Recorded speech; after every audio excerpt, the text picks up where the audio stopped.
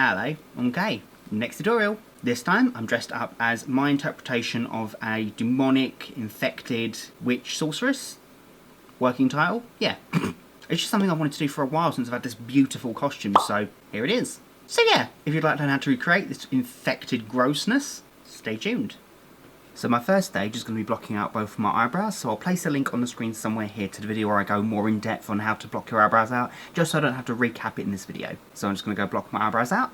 Okie dokie. So then I'm going to talk to you guys about the prosthetics that I'm going to be using. Now in the past I've used foam latex prosthetics, I've used latex prosthetics, I've used my own gelatin prosthetics, I've even used silicone prosthetics in some videos. And in this video it's going to be a first, but I'm going to be using gelatin prosthetics that I haven't made myself. Now there's a very good reason for me doing this. As you all know, I love making my own prosthetics. I'll pop a link somewhere on the screen here if you'd like to learn how to make your own gelatin prosthetics. But it did occur to me that not everyone can make their own pieces, that I don't have the material or the space to cast or to sculpt. So I discovered this fabulous company called Titanic effects, and they make these beautiful gelatin prosthetics. They're so much fun. I've never used store-bought ones before, so this should be really fun. So the ones I'm going to be using are actually brand new to their store, so I'm going to be using a witch nose and chin, which is fabulous. And I'm going to be using a selection of lumps and bumps and yeah, just some genuinely gory, gross stuff to make this look like really infected. I'm going to be using two sets, I believe, so I'm going to be using a big set, which is the newer set, and the already existing set on their site. So a plus side to using gelatin is the fact that it blends away really easily with witch hazel, but you'll see after I apply these. So I'm going to start by applying my chin and nose, then I can work on the other small pieces around. So I'm going to stick these down with some Prosaid, so I'm just going to apply that to the area I want to stick the prosthetics down and to the actual piece itself. Wait a couple seconds for it to get tacky and then just start pressing it down. So there we are, don't worry about the flashing, the edges of the piece, that gets blended away afterwards. So then I can take some regular witch hazel, which is just something usually applied to like bruises and stuff, just to get rid of like the redness, the erythema, just to generally soothe sore skin. But fortunately it also happens to blend witch hazel really nicely. So I'm going to take a cotton bud, soak it in the witch hazel, and then just gently taper away at the edges until the flashing peels off and the gelatin itself blends away into my skin.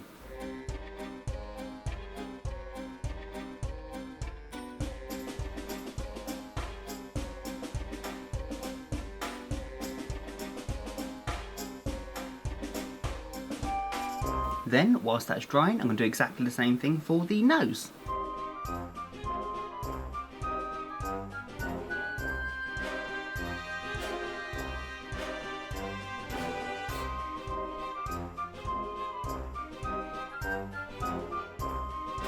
So there we are, so I've got a nice little witchy nose and a nice little chin. I say little, I mean it's not particularly subtle, is it?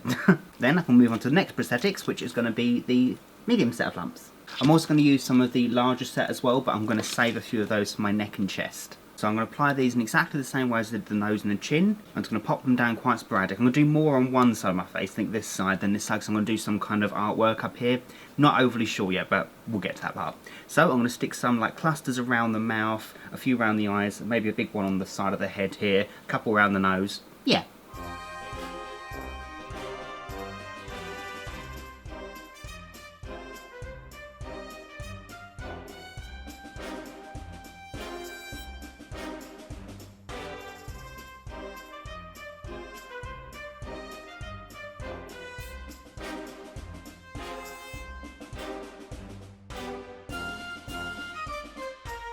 Then, whilst that's drying, I'm going to crack open the new 7-pack of lumps and bumps that they sell, and I'm going to start applying them. I'm going to save about 3 or 4 of the bigger ones for my neck and chest.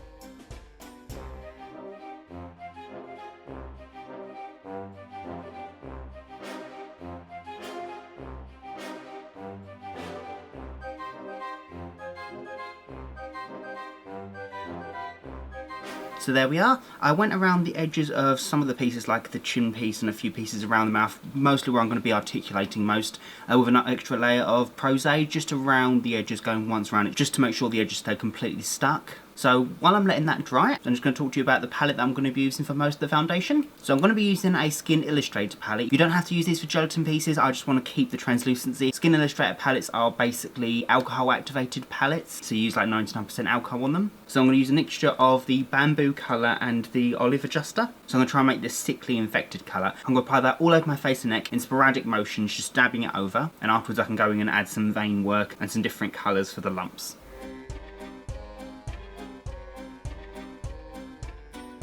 I'm also going to go in with the bright red as well, which is the rose adjuster, just in random areas, just to warm up some of the areas.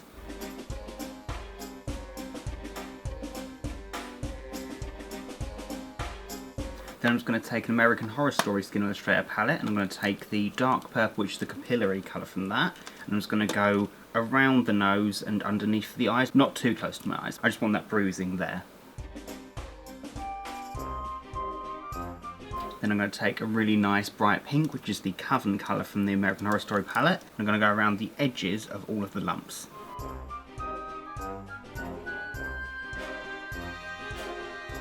Then going back to the Apocalypto palette, I'm going to take the Rose Adjuster and do exactly the same thing, but quite a bit darker, all around the edges of each lump.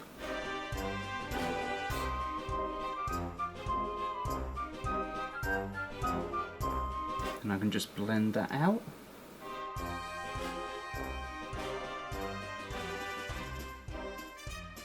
Then moving away from Skin Illustrator just for a bit, I'm going to take a Makeup Forever Flash palette, so these are just their creams, and I'm going to use the dark black from that palette. I'm going to go around, and quite sporadic but not that far, there needs to be a distinct line around each edge. So that's going to be the deepest points, so the lacerations look like they're coming out of the face.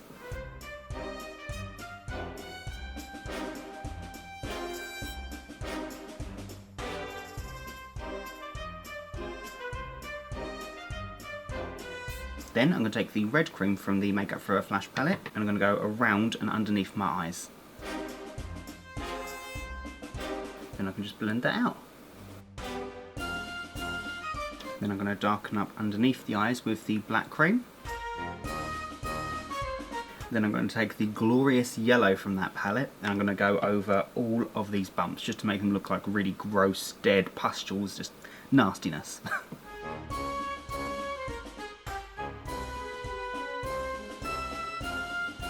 Then going back to my American Horror Story Skin Illustrator palette for a bit, I'm going to take the vein tone from that palette, which is just a light blue, and I'm going to take a really small but stiff brush, and I'm going to start working on some veins. So think of them as like tree trunks. I'm going to have them coming out of each of these lumps, and I'm going to have a few around the temples and just sporadically around the face. So the idea is to make some of them thicker, some of them really thin, just have like lines coming off each other like little lightning bolts.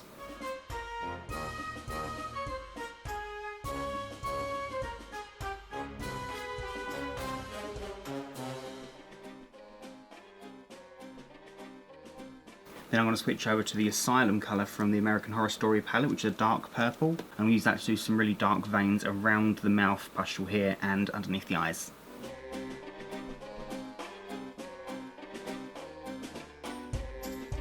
Then I'm going to take the red cream again from the Makeup Forever palette and a really small sponge. The reason I'm using a sponge is because I want a stipple effect. I'm going to stipple just in the corner of the mouth and just spread it out.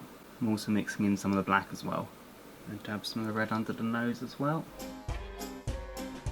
Then to make this a bit more Sorceress-like, I'm going to take a Collection 2000 eyeliner pencil. I'm going to draw a half circle from my eyebrow all the way around to maybe just half a circle, and I'm just going to start drawing some random shapes on, like similar to runes, that kind of thing.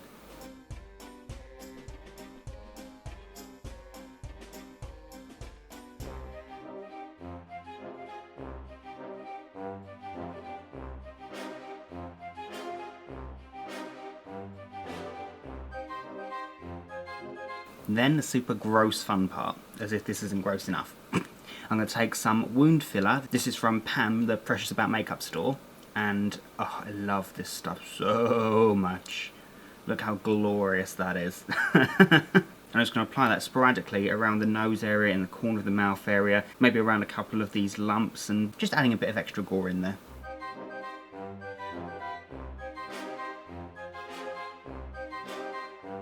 I should point out I've not done my ears or around too much of my neck because the costume is going to cover most of that, and I'm going to be wearing a hat and wig, so this whole area here is completely irrelevant. Then lastly, I'm going to take some of the black cream and I'm going to apply that just in the furrows of the brow, just to emphasise an angry brow. Then I think I'm just going to darken up my neck a little bit, add a few more veins in there, pop in my contacts, pop on my costume, and I think I'm done. And there we go, that's my casual day makeup complete. But yeah, so that's my infected sorceress zombie witch type makeup. That's working title.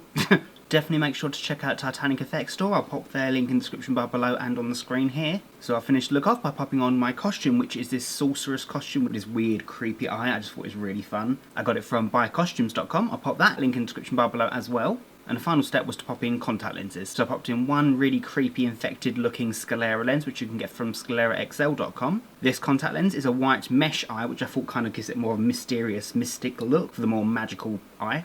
Yeah, I got that from camowise.com. And yeah, so that's my makeup tutorial. I really hope you guys enjoyed it. If you like it, please make sure to, you know, the usual. Rate, comment and subscribe and all that jazz. And yeah, so until next time, bye guys.